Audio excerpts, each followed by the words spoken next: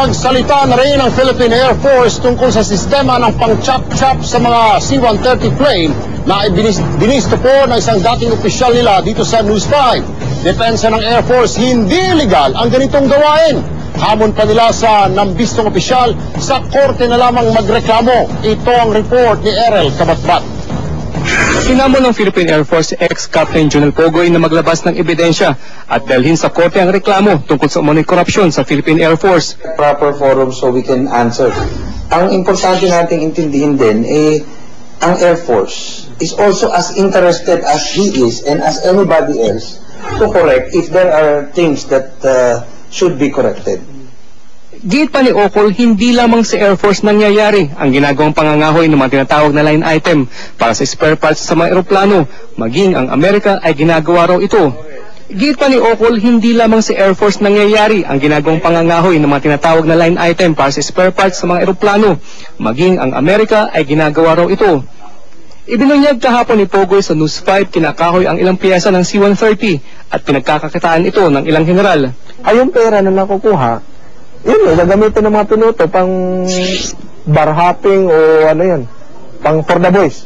Noong November 2008, bumagsak sa Davao ang isang C-130 ng Air Force. Siyam ang patay. Sa ipinakitang dokumento ni Pogoy sa News 5 galing sa investigasyon ng Air Force, tinawag nila itong malfunction. Nakalagay din doon na pinalitan nga ng pyesa ang bumagsak na eroplano. 2 taon ikinulong si Pogoy. Tanggal na siya sa serbisyo ngayon. Kailangan ng baguhin ang pag-iisip ng ating mga militar.